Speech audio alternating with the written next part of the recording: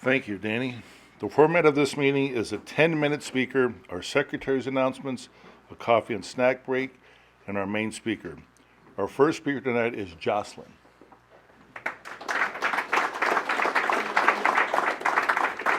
Hi, I'm Jocelyne. I'm an alcoholic. I want to thank my friend Larry, I think, for asking me to come and be his 10-minute speaker today, and for you guys for having this meeting.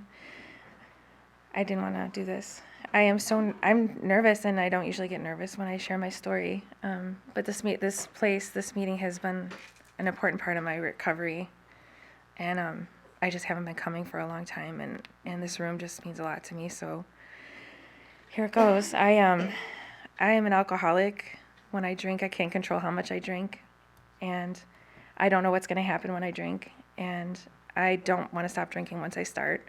That's what makes me an alcoholic, and I haven't had a drink since, my sobriety date is July 7th of 2011. It's not my first sobriety date, but hopefully it's my last one. Right before that sobriety date, I'd been sober for 6.5 years, and I started behaving not in such a nice way. And I started to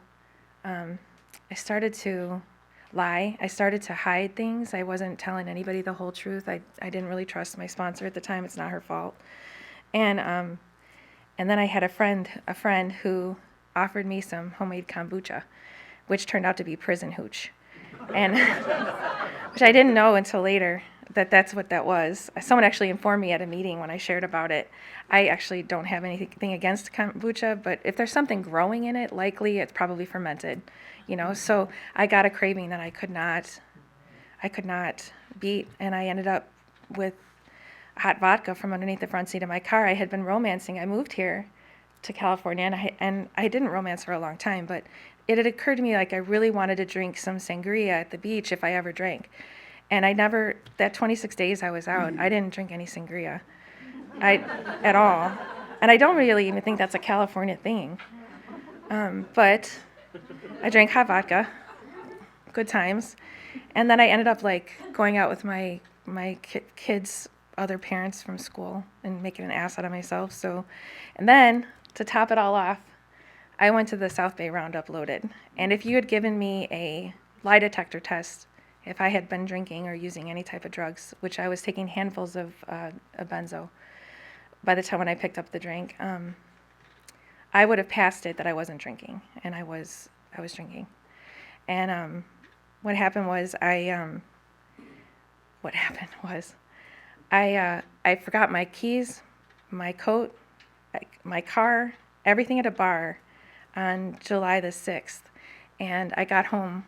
I was home, and then I went out to the bar to try and find my stuff. And when I got back, I had 2 little kids, and they were little. They were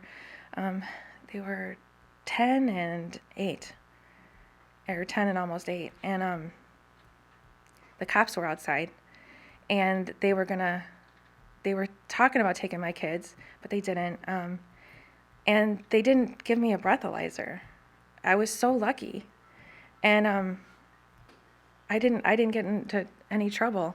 I just parked my car and I went inside, and there were people that I had been hanging around with that really didn't want anything to do with me anymore. Go figure.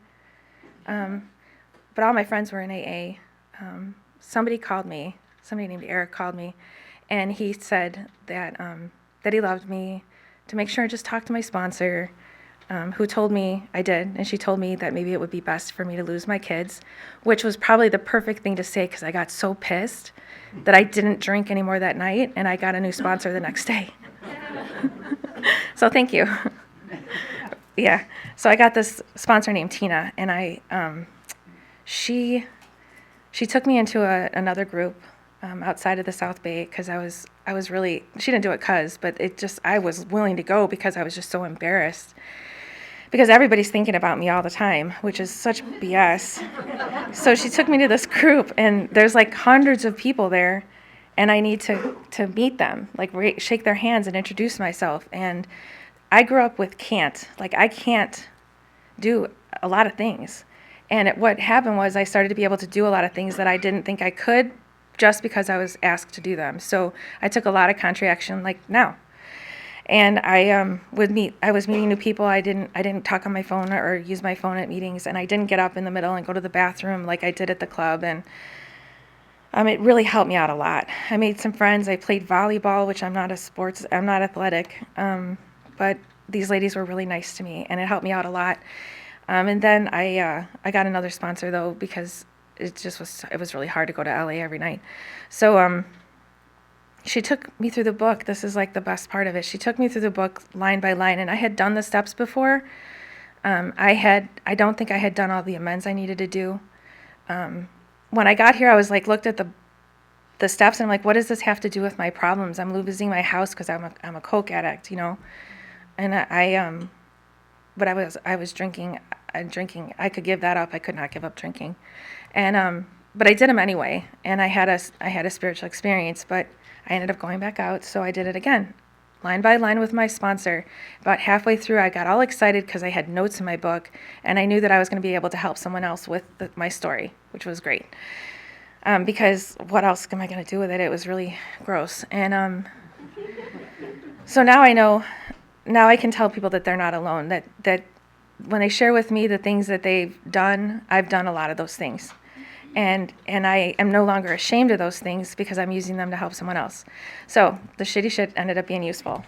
And so that's really good. And then my sponsor, then my sponsor asked me, you know, when we got through step 12, she's like, you need to go find a sponsee.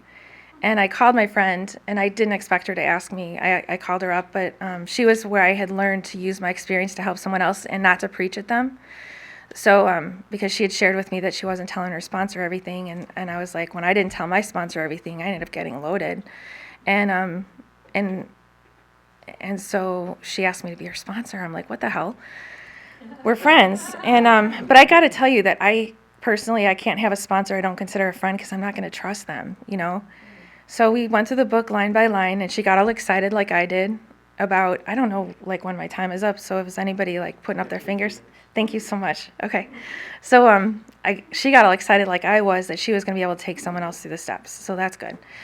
I can tell you, like about 2 years ago, I have another friend that comes to this meeting usually, and we're on parallel paths. Like as a result of doing the steps and learning how to study, I went back to college, and I'm not done, but I took a lot of classes, and I thought that I was never going to be able to do that. And it was one of the biggest regrets of my life. I went back to college.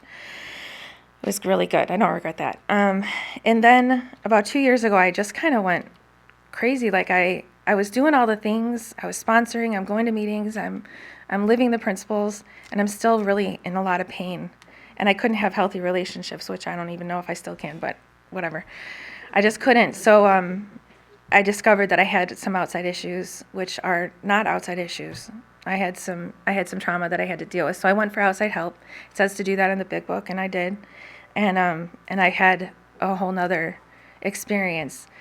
If I didn't do that, I don't know that I would be here today. Just like if I didn't come in and do the steps, I wouldn't be here today. I would have drank myself to death, or I would have hurt myself and someone else driving, or who knows what would have happened. I know at the end of my drinking the first time, I was driving with my kids loaded and doing cocaine in the back of my Mercedes, which I don't have a Mercedes anymore.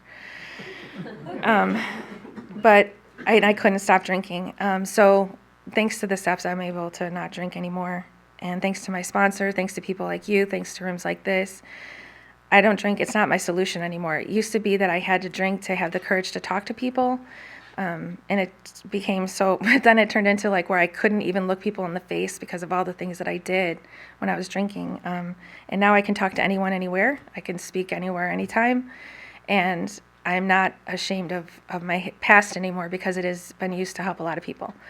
And so if I could give I run into a lot of people. I do a lot of like Zoom meetings now, and I run into a lot of people that are afraid. They don't want to do this because it says the word God. And I have to say that my God changes all the time. Sometimes it's just me. It's just my inner voice. You know, it's my intuition. It's the flow. Like if I'm not in the flow, then I'm not in contact with my higher power. I mean, it changes all the time. And if I'd have stopped up at step 3, then I would have missed it all. And so all it is making a decision. So if I could give anyone anything that's struggling, it would be the willingness to just do it anyway and see what happens, because the freedom comes the freedom comes partway through even. So I'm grateful that I did that. I'm grateful that I listened to other people's experience, and I did the steps, and I'm free. And I guess one of my favorite speakers always says, "How free do you want to be?" And I want to be free. So I continue to do the things that I learned how to do from the beginning. I continue to do them now, and I get to stay. And I think that's my time. Thanks.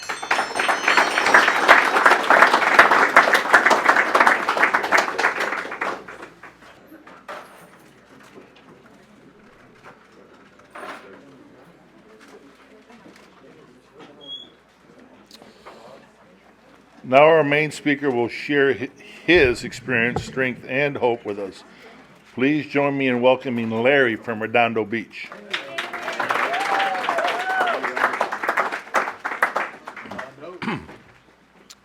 Hi, my name's Larry. I'm an alcoholic and a drug addict. Oh, I got to say drug addict when everyone's saying hi. So, anyway, thank you, Jocelyne, for your 10-minute pitch. That was great. Definitely awesome. Okay, I got 45 minutes. You lucky people, you. And not to make the timer feel redundant, but this is just to freak me out as it's going. All right, so let's start at the beginning since I have all this time. The reason I say that I'm an alcoholic and a drug addict is that when I was new, I couldn't stop. I mean, I drank every day, and I was a throw away the cap kind of drinker. I kept a half gallon of Absolute 100 proof on my counter, so warm vodka with no cap because I would throw that away. I kept one in the freezer too, just in case I wanted to. I don't know. That was usually a quart of the same thing, you had just a backup. And I left the cap on the scotch, though. I don't know why.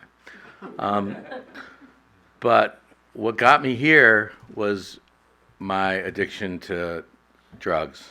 And I had said when I was a kid, I remember being like, my mom would take us I would do stuff like rub my eyes till you see all those colors going and stuff like that. And I remember saying to my mom, I was like 8, and I told her, I was like, why would anyone do drugs if they could do that? And how I knew that, that had anything to do with LSD and acid and things like that I did later. As an 8-year-old kid, I have no idea. And I remember my real first drug experience was always with medical professionals. So I got teeth pulled when I was 5, and I remember sitting in the chair, and the dentist and the nurse turned into Mickey and Minnie Mouse when they put the mask on, and they said count backwards from 100, like Scott R. If you ever looking for tapes, Scott R. tapes are the best. He's like, I loved 99, about the count backwards from 100. So anyway, they were Mickey and Minnie Mouse, and Yellow Submarine was playing, because maybe I was older then, because that wasn't out yet, but I had to be 7 or 8 then. And they were like, make a fist, and then they injected something in the arm, and the next thing I remember was looking at my mom in the recovery room, and I was like, wow, whatever that was, I need to get back there at some point. and I did things like we had a big hill at our house. I used to roll down the hill to just make myself dizzy, as much as possible. And I mean, dizzy to the point where I couldn't stand up. I'd just fall over and I would laugh. And the other little kids didn't really do that kind of thing. So in any event, wow, this is really different than what I ran through in my head earlier. But okay, so I didn't drink or anything until I was a freshman in high school, and my childhood. I mean, my parents were loving parents, and they were. My dad was kind of conservative. My mom was a liberal, kind of hippie, who got tossed out of Girl Scouts being the leader because she took them all to like an anti-Vietnam protest rally in the city, and they painted signs about protesting, and she used to do all sorts of things like sneak us out of school to go to New York City, and so not really Redondo Beach is where I live now, but I'm from the East Coast originally, and sneak us out of New York City and take us out of school and can't tell your dad and all these things like that. And he was pretty controlling. Like he would write down the mileage on her car to keep track of it. And she figured out how to. She had a little MGA convertible, and she would figure out how to detach the odometer so that she could. He wouldn't know.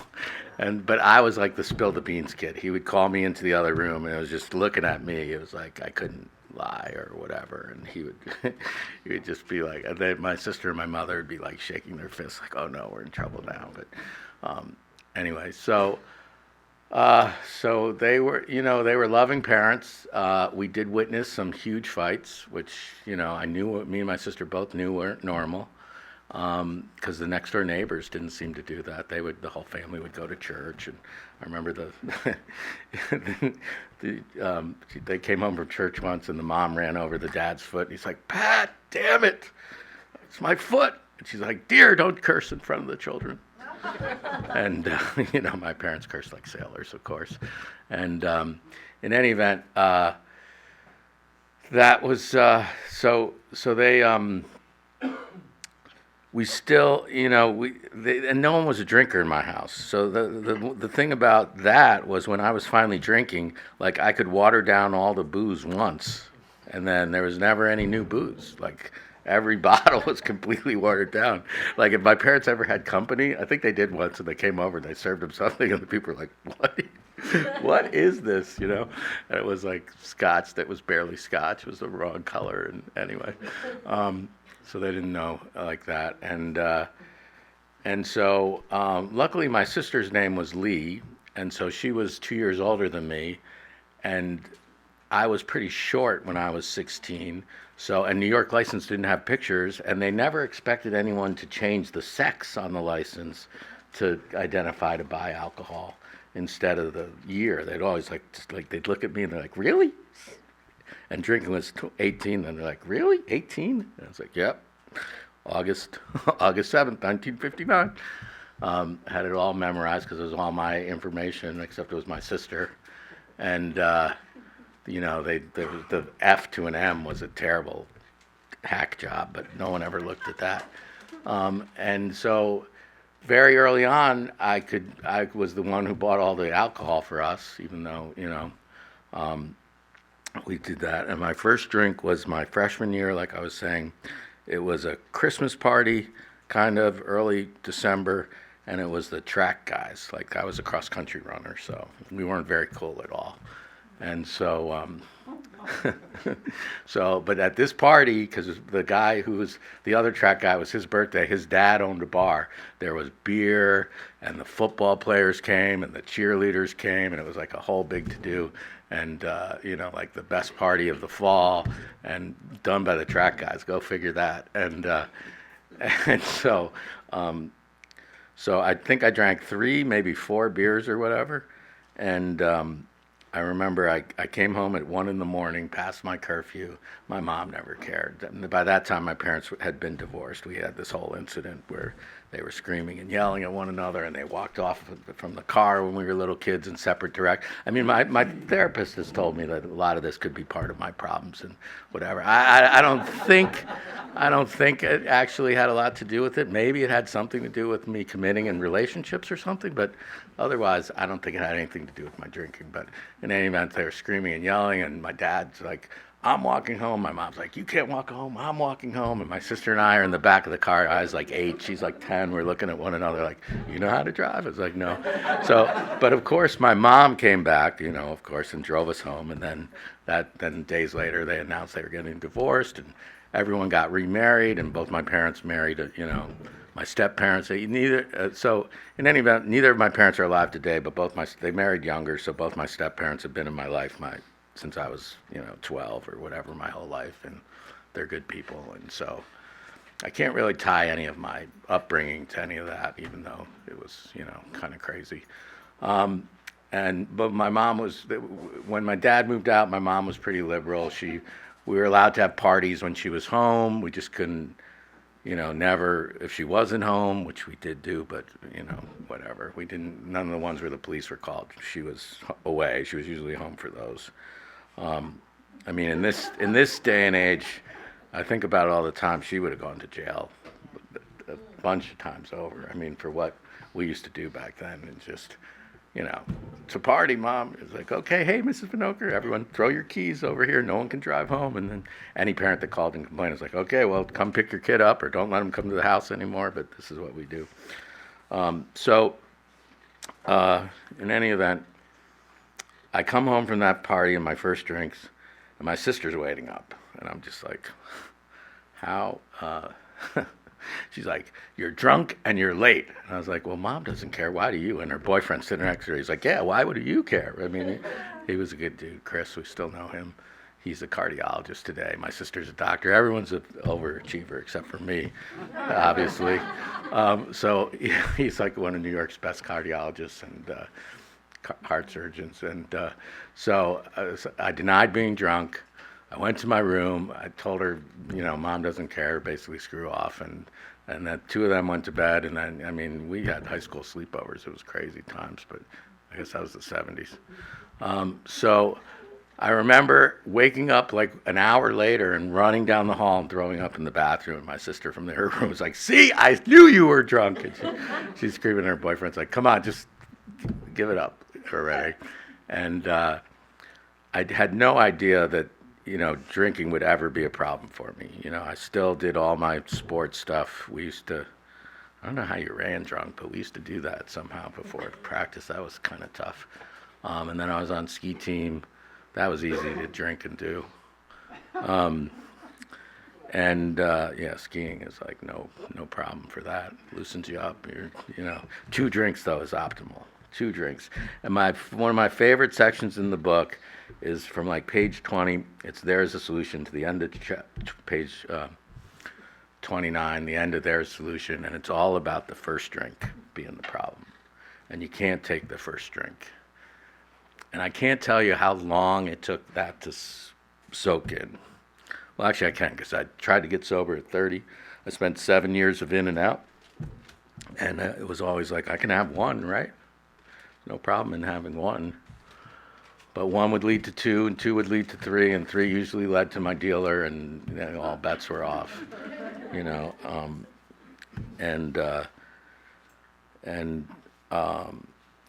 then it would be a bender for days sometimes. I had 2 different schedules. I was either up for 4 days and then slept for 24 hours,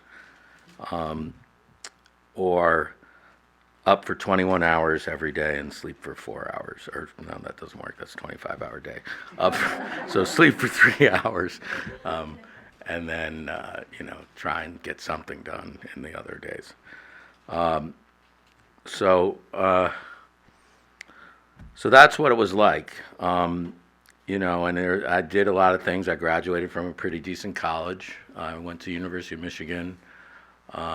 I overachieved. My degree was just general studies, which is like a basic liberal arts degree, which is basically a punt, I mean, you just have to take like 20 credits in 3 different, like 400 level and above in 3 different disciplines. It's no major at all. It's just a general studies degree. And I got out of college, and luckily my dad worked in the pharmaceutical industry, and I got my first job I know, right? Perfect. I got my first job working as a data analyst for pharmaceutical drug companies. And at first I worked for a data company, then I worked for a computer company, and then I went in-house at a pharmaceutical company.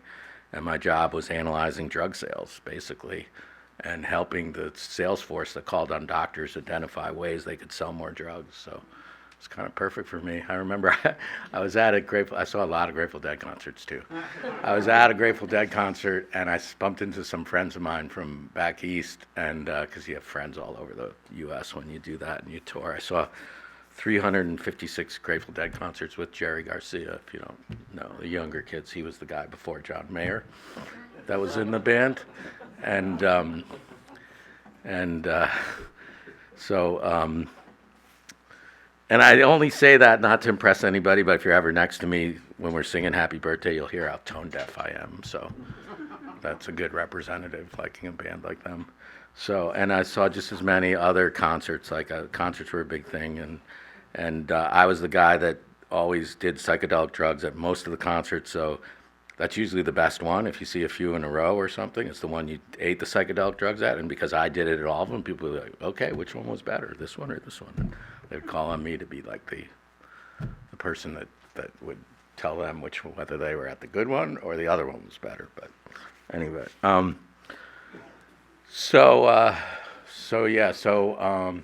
before I got into Jerry, what was I? So I graduated from college with my general studies degree. My dad got me a job in the pharmaceutical industry. I did those 3 phases of like analyzing sales and helping people, and everything was fine. I worked, like, in those days, if you could hold your liquor, I worked for this company where drug company executives were our clients, and we would have these big conferences, and so I always had the room with all the booze, and like everyone would come to that room, and I was responsible for liquoring them up and getting them to buy more of our product and do everything. And in those days, like, the sky was the limit, man. It was like you had an expense account. It was tons of money. No one questioned anything. You had to figure out a way to hide the alcohol sales because they stopped paying for alcohol, or it was just in your room bill or whatever it was. I guess if you read the book, you can you could say it was milk. Bill mixed milk with his scotch or whatever it was, and his sandwich. I gave him all milk and sandwiches. Really, that's a lot of milk. So I would see, there was things would, I saw the effects of alcohol, let's just say, on a lot of the people that were in my suite, and just careers that ended and things like that. And somehow I held on, and I did everything, and then I just, realized, like, at one point, just it all went away, and like I couldn't, I started missing work. I started not being able to do my computer. It was, I got signed on as a consultant to build systems for people, and I left. I got fired from my I got hired by a company, and I went to their training and whatever, and I'm not sure what actually happened in the beginning of my first week of work in this training session, but the head of the whole company was there, and they withdrew their offer, and the company I worked with didn't want me back. And for the first time since, in my 20-year computer career after college, I had no job. And, I had savings, and I had some money from my father dying, and that was all bad because I was convinced that it would turn around, and I decided to just not curb my spending or my living or my drug use or any of that. And I just spiraled down to this bottom that I basically became broke. I was almost living out of my car. God bless my mother, my great enabler that she was, who's always said, "Oh, you're not that bad." You know what I mean? And just helped me out and sent me, finally, it was like, I need to get sober. And she sent me to, I did some homework on where I was going to go and called all these different places, and I was shocked. Actually, the Betty Ford Center was the cheapest place out of everywhere I called. I was like, wow, name recognition. I would think they would be the most expensive one out there, right, at the time. This was 23 years ago. Oh, yeah, my sobriety date, May 18th of 1999. I had gone to, like I said, I tried getting sober when I was 30. I'd gone to a doctor, and he, every time I would go for a physical, and they do that thing where they look up your nose, they were always like, I was like, I know, and then you open your mouth, and they're like, you grind your teeth? I was like, yeah, I have a plate at night. I just happen to grind my teeth, like made all these excuses for it. And finally, at this one physical when I was 30, because my dad died at 56, and he was relatively healthy. So I'm cursed. I passed him finally, and my mom at like 66, and so that's why my step parents are still major. They're both alive. They both married younger. Um, anyway, I guess that's just what you do, right? Um, so, so I fessed up to this doctor, and he was like, as long as 30 is a great, because that's how old I was then, is a great time to quit. Like, if you start to clean up your act now at 30, you'll be fine. Nothing will, and I smoked cigarettes, and it's just awful. That was the hardest thing to quit, actually. I did that at 18 months sober. And nothing made me feel better than quitting cigarettes, really, which was pretty wild. So I tried, and it was 7 years of in and out, and like my friends, I had 3 interventions with my friends who were all, like all my friends from college and up in San Francisco when I lived there were like overachievers too. They all had families, and then like one of them would get a pass, his wife would let him go out, and they'd come to my house, and every intervention was like, we want to have fun with you at the next whatever show we were traveling to, like the Dead in Vegas or Jazz Fest or whatever it was, but you need to get your shit together, dude. It's scary what's going on. And then so they would get a pass from their wife, they'd come to my house, we'd party all night, and then I was like, yeah, I'll do that. I'll get it together. And then they would leave, and then another friend with a different pass would show up like 2 hours later. When's the last time you partied? Oh, I don't know. Not since I saw you in the bar or whatever that was 2 months ago. And all the lies I would tell them, and then it's like, okay, well, let's go. Let's call the dealer. We go, and then they were at my house for a while, and would just go on and on like that. And so I fessed up to my mother, who was always like, oh, you're not that bad. It's okay. And one of the first miracle was I actually showed up at Betty Ford with the $15,000 she gave me in cash to pay them. Right? I mean, like, it had to be God or someone. I mean, it was minus. I went out for a steak dinner, and I think I had 3 bottles of wine or 2 bottles of wine and two cocktails and 2 ports or something, and whatever that steak restaurant is in downtown Palm Springs, and then cab back to the room, and the guy picked me up, and then I remember, so I was short a little bit, so I had to call my mom to what's that called, MoneyGram the rest of it to show up. So we stopped at the car. The Betty Ford sends a car service that got me at the airport, took me to the hotel. I couldn't get in that night, so you had to wait overnight. That's why I did the steak thing, and that was my last drink. And then I was like, oh, we got to stop at the supermarket. He goes, yeah, you always do. That's what the limo driver said. They always do. And I was like, I'm still kicking myself for not buying more booze at that liquor store, at the supermarket that morning, because literally you get in there and then you sit in this circle and you move down the seats while you go. You just go from, the new people are all the way on the left, and you go clockwise around until you hit your 28th day or whatever it is, and then you're all the way at the top of the circle again, and that's before you graduate, and they give you your little coin or whatever. And I remember for like 4 days I was moving, and then this guy showed up. He's like, I'm right there. I was like, where the fuck have you been? That's my seat, you're on the other side of me. He's like, no, I came in 6 days ago. And I was like, fuck, I was 5. And I hadn't seen the guy. I guess he was just, asleep in his room for the whole time, which I didn't even know you could do that. And so I had to move down a seat and let him back in. And so I don't know how he remembered that he was on the other side of the guy that was to my left, who I don't even remember who that is now. But in any event, I had a pretty good room there. It was like everybody stayed sober until the guy after me, who actually was pretty famous and OD'd and died, but who replaced me in my bed. And I mean, that's what we have to look for. I mean, that's what happens if you don't do this thing. And I've had like, I mean, I shouldn't laugh, but it's funny because my sponsor is a guy named Mitchell B. from Santa Monica. I am indebted to this guy. He saved my life, and he gave me a life, really. I mean, he also went to Betty Ford. He was part of our Betty Ford after group that we had our own nightly meeting on Mondays and Wednesdays. And I remember they were like, you got to get a sponsor and you got to do the steps. when we left, and that's what they ordered us to do, really. And if Alcoholics Anonymous, if there were trading cards like Dr. Bob and Bill, Dr. Bob would be the rookie card I would want. And it's, trust God, clean house, help others.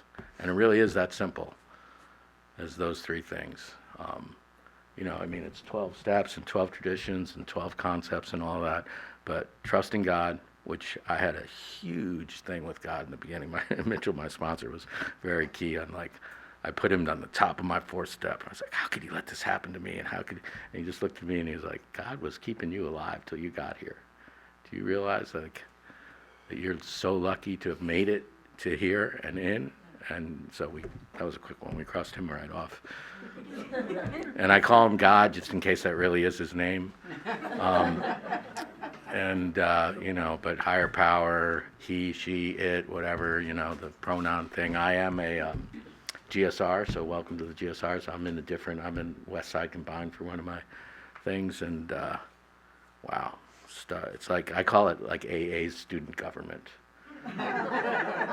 It really reminds me of like the student government with the thing, and then, and it takes, the most important thing, the reason I got involved was like the whole thing where you bring the stuff back to your group to vote on the different changes that are going on in the literature and stuff, and then, but there's anyway, that's a whole side conversation about like voting your conscience or with the group or conscientious ejector, whatever they want to call it, who your person is, it can ignore the group, anyway.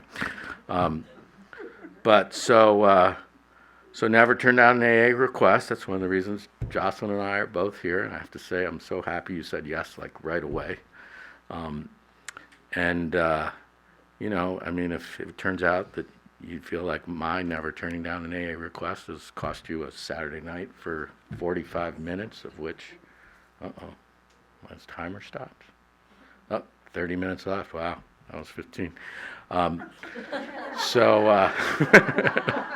So write to AA General Service, Box 459, Grand Central Station, New York, 10163. And maybe, it's not an official thing, but maybe you can get them. Reference this talk in my name, Larry Vinokur, you can do that. And say maybe never turning down an AA request is something some people should do once in a while. But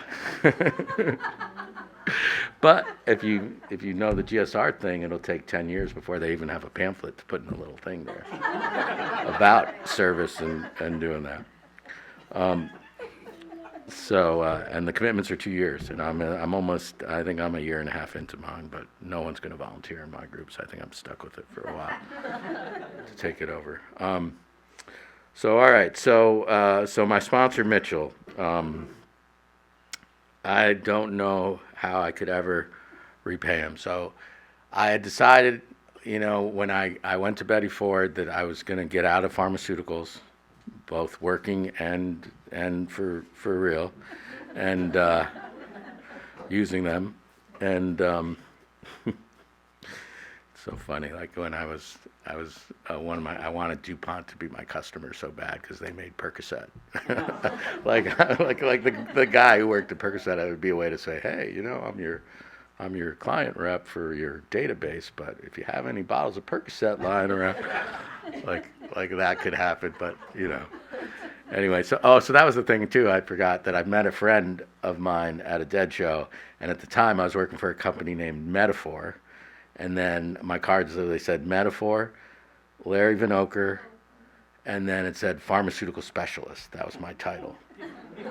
And my friend looked at it, he was just like, Metaphor, Larry Vinokur, pharmacy, is this for real or what? Like, he had no fucking clue. And I was like, yeah, no, that's really my job, and that's the name of the company and the whole thing. So back to my sponsor saving my life. So Mitchell, he not only was my sponsor, but I'd come to LA after getting out. Well, okay, so the real truth was I was following my rehab girlfriend, Robin M., who spoke here on April 12th, which is, I don't know how far back your tapes go, but she did a 10-minute talk. Joe Fitzgerald, I think, asked her to speak on the way, and I'm so happy. It was 2 years before she died, and she was sick at the time, and it's one of my favorite possessions is her tape that I can listen to every once in a while. and her 10-minute talk, which was just stellar too. And yours was great also, Joe. Don't want to throw any shade on you, but so in any event, and you know what? She worked such a better program than me. I mean, we almost got kicked out for talking all the time, which you're not supposed to do. Like the men and the women are separate, except when you go up to get yogurt in the cafeteria at the frozen yogurt machine, where you can stand in line and talk to one another. And and you know, and then there's different play. Anyway, we almost got tossed out for fraternizing the whole time, and so she lived in Redondo over here with her kids, and was her husband divorced, and just the whole thing, and so I had nowhere to go. I mean, I basically my cat was in storage at a vet's place up in San Francisco, and I had inherited him just because. I mean, I'm not really a cat guy, I'm more a dog guy, and I inherited him from one of my friends from New York. They had a baby and they moved out to San Francisco, and they had 2 cats, and I'd known little Elmo was a redheaded cat from the time he was a kitten, and they were having a kid, and they didn't want their cats anymore. Nick, the other one, had died, and they were purging all their pets. So I don't know how you can do that personally, but any event, so I took on Elmo, who was this, he was a high-rise cat. I don't know if you've ever seen a high-rise cat, but they've never left their apartment, so you can't really let them out, and they had been declawed, so you can't let them out in the wild and stuff. And if you ever, I don't know why, so like the first time they walked out on a deck, him and Nick, it was like freaky. They like put their hands through the thing and were reaching like that, and then they ran out on the deck and they ran back in the house, because they were always looking through the window. Anyway, a couple times he would get locked out of the house because I didn't notice he'd run out the front door. And I don't know why you'd do that if you're a cat that hates the outside, but he did. And my neighbors would be like, "Is that your cat that's meowing behind our garbage?" He would like run behind their garbage cans in their little thing, and he'd be scared. So any event, I had Elmo, and so he was up in storage in San Francisco, and I should have just let the girl who came out. She had a whole little book about because he was there. I was there 28 days. Plus I moved down here. I didn't come back for him for 3 months. I mean, we paid these vets to take care of this cat for 3 months, and the girl had a little the vet assistant or whatever she was had a book with pictures and whatever. I should have just. But anyway, we took him back because he was my cat, and he lived over here in Manhattan Beach with me, and the funny thing was that Robin had a cat, Elmo, that she was partial to, a street cat. So I got out and followed her to here, and she worked a way better program than me. Somehow I was the one who stayed sober from Betty Ford, and she went in and out a few times, and she just had shitty medical luck too. I mean, she ended up dying from disease and liver failure, and but a lot of the women here know her very well, and what a great program she worked. And we had, you're not supposed to date anyone in your first year or whatever. We broke that rule, but we were together for like 12 years or something. So I mean, I guess it's okay then. And it was good. I think when I did the analysis of it, I realized that we showed up here. We went to the beach meetings on 22nd Street, I think, in Hermosa. They used to have a Saturday and Sunday meeting out there.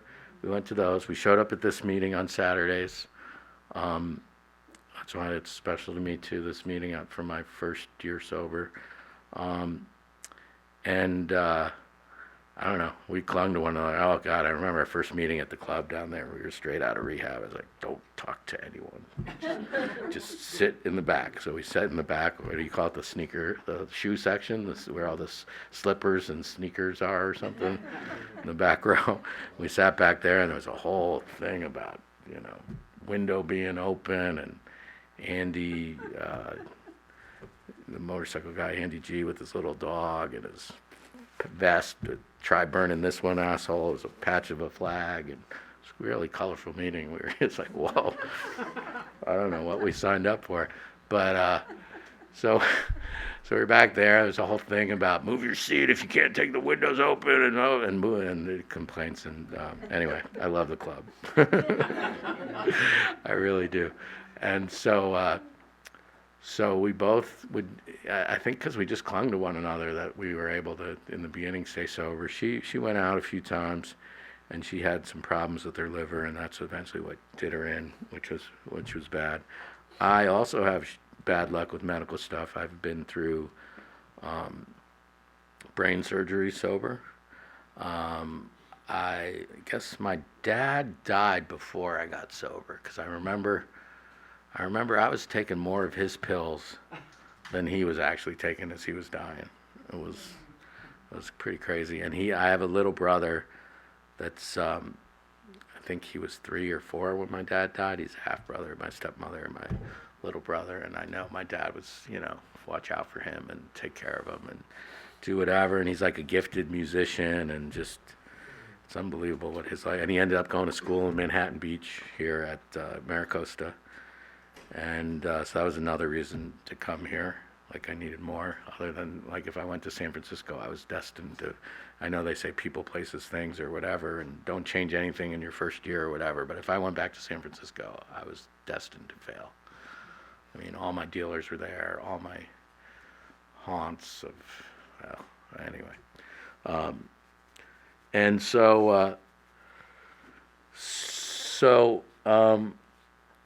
and it's funny because Mitchell, my sponsor, he had a great way of roping me in, and his big thing was always like, "How's that working for you?" You know what I mean? Like, and Scott R., if you ever listen to his tapes, he used to say, "Newcomers, tell us your plans." Right? Because we all have them when we're new. Like, my plan was to just get the heat off and head straight back out. Like, there's no way this is going to work. Maybe that stuff will work for you. I don't know how it works for you guys, but doing that, there's no way in the world that admitting that I'm powerless and that my life is unmanageable because of my drug and alcohol problem, and praying to God, who I felt abandoned me, to and turning my life over to Him, and things like that were going to fix me. There's just no way. And then make a list of all these things. Like, it's funny. And then, spoiler alert, that 4th step where you make that list, you're the problem. That 4th column, you may think you're talking about the other people, but no, it's all you, almost every single time.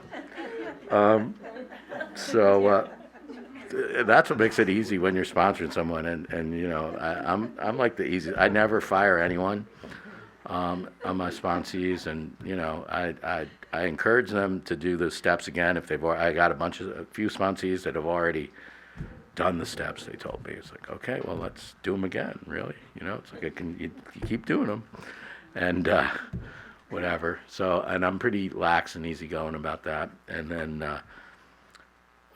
most of my failed sponsees have died. So, I mean, I think I have 3 or 4.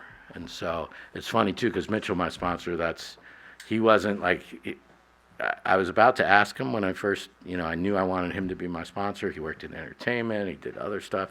He started his own, he was an artist. Like, I tease myself and think I'm a painter, and did artwork. That was whatever. If you're unemployed and you buy paints and sit in your house and paint, you're a painter, right? I got a couple shows, and I think some of my friends bought my pieces out of pity or whatever it was, and I got I have hundreds of unfinished pieces sitting in the garage just waiting for me to retire from work so I can start up again. But in any event, so Mitchell was a painter and worked in entertainment and started another company, and just like a really talented guy that I looked up to. And then right when I was going to ask him to sponsor me, someone walked up and said, "Hey, will you be my sponsor?" And he's like, "I'm not really taking guys on," because he had like 3 or 4 close sponsees that died. And I mean, I had the same thing. I think I have 4 now. I was like, damn it, now what am I going to do? Who am I going to ask? And it turned out he did say yes to me. I just had to, go through some more pain of waiting. And then I thought you weren't sponsoring guys. He's like, I didn't want to sponsor that guy. What are you talking about? So anyway, he's the guy that got me in my union. I'm a location manager for film and TV, key assistant, and so he got me in the union for that. and he was my boss. And in my first year, he was instrumental in like making sure I had commitments at meetings and giving me time off of work, making sure he had figured out a way for me to, I don't know how he did that, because our business was just like, where's your guys? He's like, oh, they're out scouting. And I was, going to a meeting, like doing my literature commitment or whatever it was. And, he's just a great guy with a really good program. I talked to him tonight, when people say, and my sponsor knows I'm his sponsee, people are like, I have a sponsor who knows I'm his sponsee.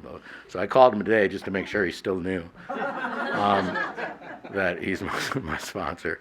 And we had a laugh about just how far we've come and what's been going on in the 23 years that I've been doing this. And so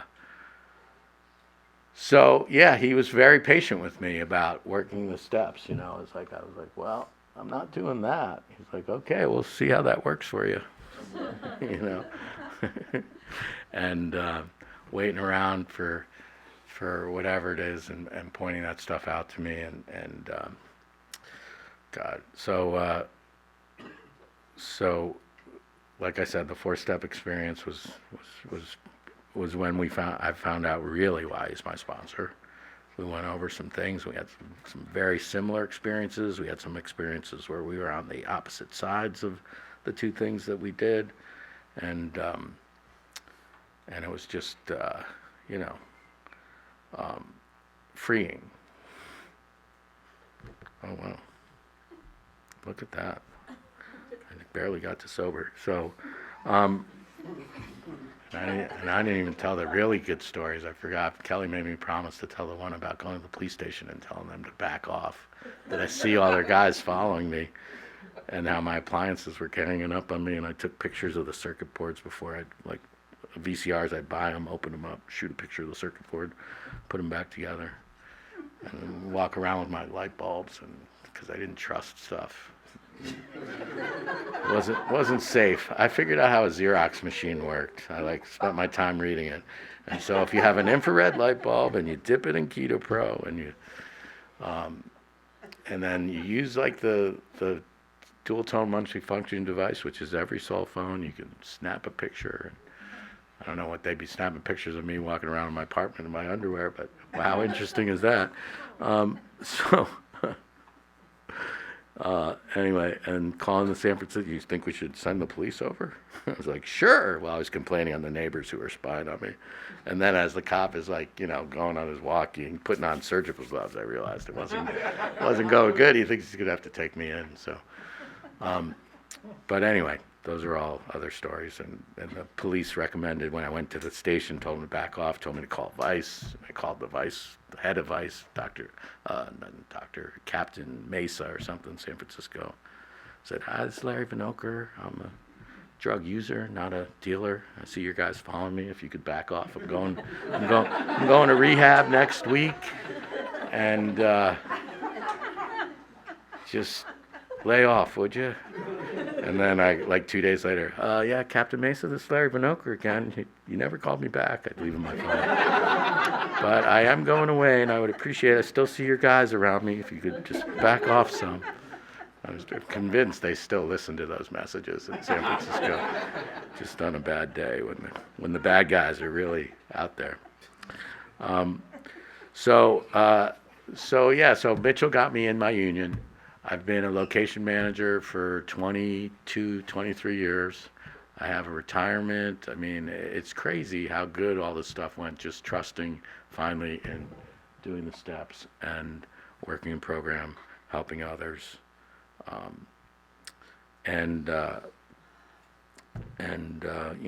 mean, I think I got in a good time, because it's really getting hard with COVID.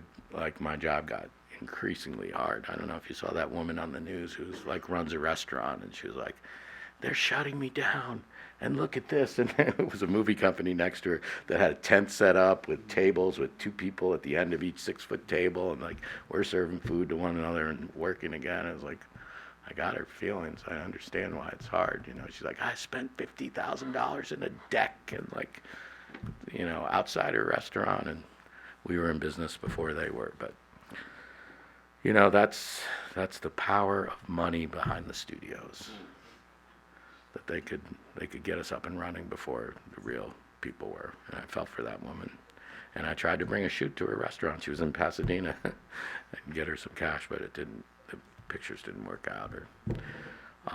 And so you know, I mean, I like I said, my friend Robin, who worked a great program and unfortunately died. She was a great example of this thing. If you ever want to hear her talk, it was April 12th of 2014 or something. I don't know how far back your tapes go, but she was really good. And I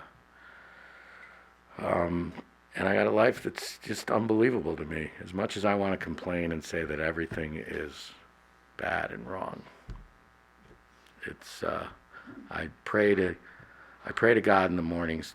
I wake up and I ask Him to send me a message on what the strength to carry out His will and to make His will obvious to me, because I'm pretty thick-headed. I ask Him every morning, and you know, it's all been a great journey, and I appreciate you all being here, and I hope I said something that's helped someone, and thank you.